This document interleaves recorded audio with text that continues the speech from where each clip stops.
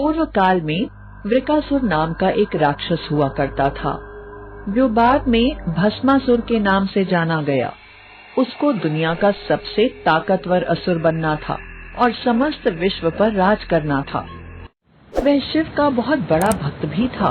वह जानता था कि उसका तप शिव को प्रसन्न कर सकता है, इसलिए शिव से वरदान पाने की लालसा में उसने वर्षों तक महादेव की कड़ी तपस्या की।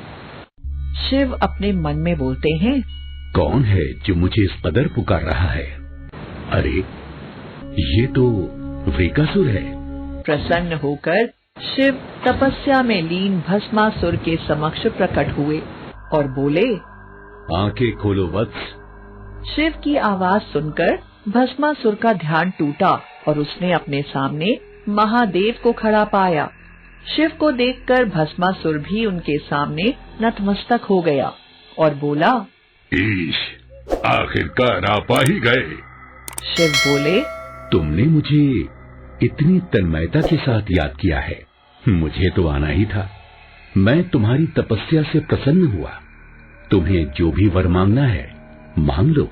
तो वृकासुर ने कहा, हे प्रभु, मुझे अमरता का वरदान चाहिए, दीजिए, ताकि मैं सदा के लिए इस पृथ्वी पर निवास करूं और मृत्यु भी मेरा कुछ न बिगाड़ सके। शिव ने हैरानी से कहा, वत्स, तुम्हारी मांग पूरी तरह से प्रकृति के नियम के विपरीत है, क्योंकि जिसने भी इस धरती पर जन्म लिया है, एक न एक दिन उसका अंत निश्चित ही है। ये वरदान तो मैं तुम्हें कदापि नहीं दे सकता हूँ। कुछ और मांगो वत्स। भस्मासुर अपनी मांग पर अड़ा रहा और शिव अपने कथन पर। जब भस्मासुर को लगा कि उसे कोई वरदान दिए बिना ही शिव अंतर्ध्यान हो जाएंगे, तो उसने अच्छी तरह से सोच समझकर अपनी मांग बदल दी और शिव से दूसरा वरदान मांग लिया। वह बोला, कोई बात नहीं प्रभु, अगर आप मुझे अमृतत्व का वरदान नहीं दे सकते, तो फिर मुझे ये वरदान दीजिए कि जब भी मैं किसी के सिर पर अपना हाथ रखूं, तो वो व्यक्ति जलकर भस्म हो जाए। तो शिव बोले, तथास्तु। भगवान शिव उसे यह वरदान देकर अंतर्ध्यान हो जाते हैं। भगवान शिव से यह वरदान पाते ही वृकासुर समाज में कहर मचाने लगता है। वह सभी जीव जंतुओं पर हाथ रखकर उन्हें भस्म कर आनंदित होने लगता है। फिर वृकासुर ने सोचा, वाह, कितना आनंद आ रहा है। क्यों ना नर और नारी पर भी इस वरदान को आजमाया जाए। उसने सभी पुरुषों तथा राह में मिलने वाले किसी भी प्राणी के सिर पर हाथ रखकर उन्हें भस्म करना आरंभ कर दिया। अब तो मैं दुनिया का सबसे शक्तिशाली व्यक्ति बन गया हूँ। अब तो मैं जिसे चाहे उसे भस्म कर सकता हूँ। शिव ने ये वरदान देकर मुझे प्रफुल्लित कर दिया है। वृकासुर कई दिनों और सालों तक लोगों को इसी प्रकार भस्म करता रहता है। इसी कारण उसका नाम वृकासुर से भस्मासुर पड़ जाता है। जब भी लोग उसे देखते, अपनी जान बचाकर भागते थे। अरे भागो, अरे भागो, भस्मासुर आ रहा है, सबको जलाकर राख कर देगा, भागो भागो।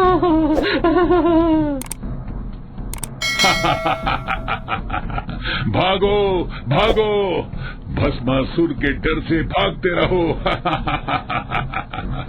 मैं इस धरती लोक का सबसे बड़ा असुर बन गया हूँ। अब तो मेरे समक्ष देवता गण भी नहीं टिक सकते। कुछ दिनों बाद भस्मासुर को देवताओं को भस्म करने का विचार आता है। वह सोचता है, क्यों न मैं स्वर्ग लोक जाकर देवताओं को भी भस्म कर दूं? कितना आनंद आएगा देवताओं को जलाकर राख करने में। यही विचार कर भस्मासुर स्वर्ग की ओर प्रस्थान करता है। जैसे ही देवताओं को उसके स्वर्ग लोक आने का पता चलता है, वे घबरा जाते हैं। एक देवता दूसरे देवता से कहते हैं, अरे हमें तो इस भस्मासुर से बचना होगा, वरना ये तो हम सभी को भस्म कर देगा। ये तो महादेव के वरदान का गलत प्रयोग करने लगा है। भागो। भस्मासुर की प्रताड़ना से बचने के लिए सभी देवता स्वर्ग लोक छोड़कर भागने लगते हैं। महादेव भी चिंतित हो जाते हैं। वे उसके समक्ष जाते हैं और उसको समझाने का प्रयत्न करते हैं। शिव कहते हैं, भस्मासुर, तुम मेरे द्वारा दिए वरदान का गलत उपयोग कर रहे हो। तो भस्मासुर बोला, तो क्या हुआ भगवान, आपने मुझे वर देना था सो दिया, अब मैं उस वर का किसी भी प्रकार उपयोग करूं, मेरी मर्जी। ऐसा कह भस्मासुर वहाँ से चला जाता है। रास्ते में उसकी दृष्टि शिवलिंग की पूजा करती पार्वती पर पड़ती है। वह कहता है, अरे वाह, ये स्त्री तो अति सुंदर है, इसे तो मेरी अर्धांगिनी होना चाहिए। जैसे ही उसे पता चलता है कि वह स्त्री कोई और नहीं बल्कि महादेव की अर्धांगिनी पार्वती है, तो वह शिवजी को ही भस्म करने की ठान लेता है और कहता है, यदि मैं शिव को ही जलाकर भस्म कर दूं, तो पार्वती से विवाह करना सरल हो जाएगा। अब उन्हीं के वरदान का उपयोग कर मैं महादेव को भस्म कर दूंगा।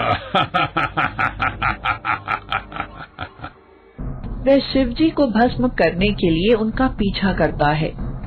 शिव अपने द्वारा दिए गए वरदान को वापस नहीं ले सकते थे, इसलिए उन्हें स्वयं को भस्मासुर से बचाने के लिए इधर उधर भागना पड़ा। भगवान शिव इसी असमंजस में थे कि वे किस तरह भस्मासुर से छुटकारा पा सकते हैं।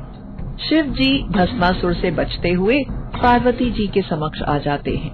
पार्वती जी कहती हैं, प्रभु, यह मंद बुद्धि और उदंड भस्मासुर तो आपके प्राणों का दुश्मन बन गया है।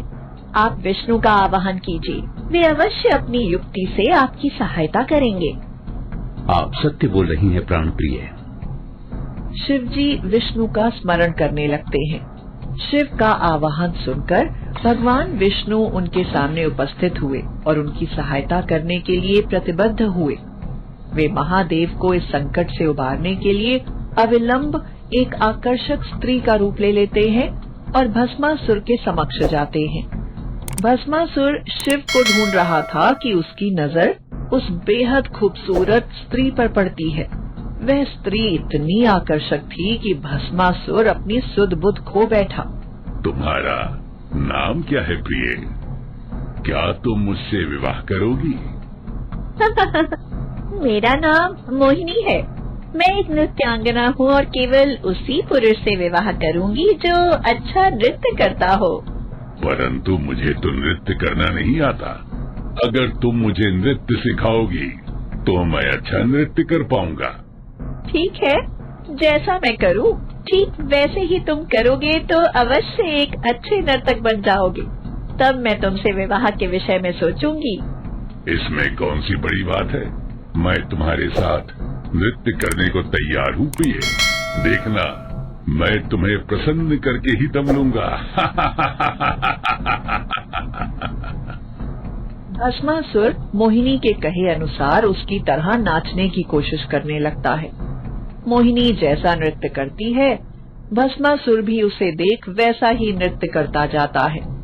नाचते नाचते मोहिनी अपने सिर पर हाथ रख देती है और उसकी देखा देखी भस्मासुर भी भूलवश अपने सिर पर हाथ रख देता है। जैसे ही वह अपने सिर पर हाथ रखता है वैसे ही वह भस्म हो जाता है। इस प्रकार विष्णु जी के मोहिनी अवतार के कारण समस्त मानव जाति और देवगण को भस्मासुर जैसे पापी असुर से मुक्ति मिल जाती है। वीडियो को लाइक करो और शेयर करो और हाँ, हमारे चैनल को सब्सक्राइब करना मत भूलना।